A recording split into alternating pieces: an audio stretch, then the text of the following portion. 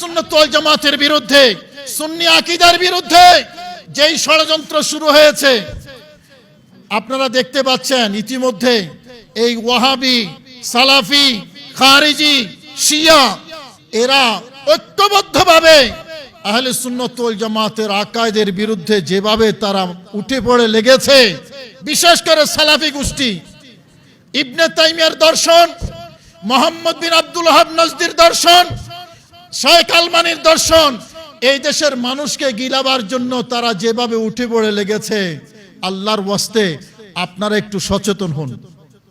যারা সুন্নি দাবি করেন একটু সচেতন হন।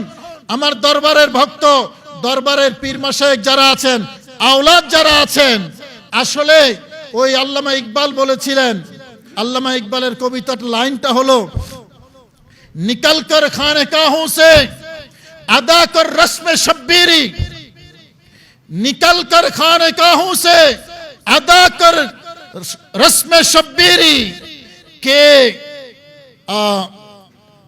फक्र खानका ही है फकत अंदूह ও দিলগিরি। খানকায় যারা পীর মাশায়েখ আছেন ওনাদেরকে সম্বোধন করে বলেছেন যে ইমাম হুসাইন তো শাহজাদা ছিলেন, উনি চাইলে তো খানকায় বসে থাকতে পারতেন। উনি বের হয়েছেন কারবালার ময়দানে, অথচ জান্নাতের সরদার ডক্টর ইকবাল বলেছেন খানকা থেকে বের হয়ে কারবালার ময়দানে এসে হুসাইনের সুন্নত আদায় করুন, তাহলে ইসলাম জিন্দা হবে। কারণ শুধুমাত্র খানকার ভিতরে বসে সেখানে ফকিরি করা, এটা শুধু লাঞ্ছনা, এটা শুধু অপমান ছাড়া আর কিছু নয়। যখন হাফসা হিজরত করেছেন তখন নবীজির শাহজাদিও একজন ছিলেন, কিন্তু হাফসা হিজরত যারা করেছেন হযরত উসমান রাদিয়াল্লাহু তাআলা আনহুর স্ত্রী হযরত রুকাইয়া বিনতে রাসূলুল্লাহ সাল্লাল্লাহু আলাইহি ওয়াসাল্লাম, তিনিও কিন্তু ছিলেন।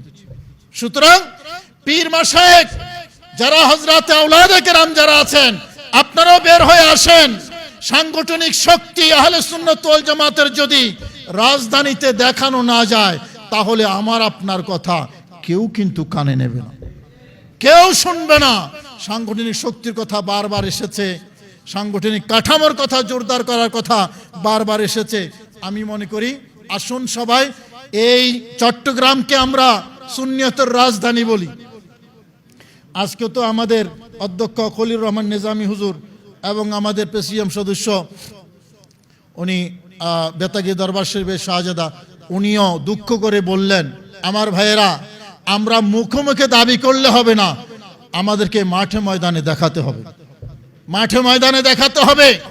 নেতৃত্ব বাতিলরা নিয়ে যাচ্ছে সকল ইস্যুতে, অথচ নেতৃত্বে থাকার কথা আমাদের, ময়দানে থাকার কথা আমাদের, কর্মসূচি থাকার কথা আমাদের।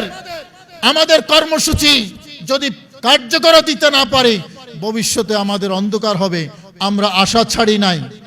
ইতিমধ্যে আপনার অনেকগুলো বড় বড় কর্মসূচি আপনারা যদি দেখে থাকেন, ঢাকার মধ্যে আমরা দেখাবার চেষ্টা করেছি, আমরা কর্মসূচি দিয়েছি। ভবিষ্যতেও ঢাকা ভিত্তিক, রাজধানী ভিত্তিক কর্মসূচি থাকবে। আপনাদের সবাইকে আহ্বান জানাচ্ছি সেই কর্মসূচিতে অংশগ্রহণ করার জন্য।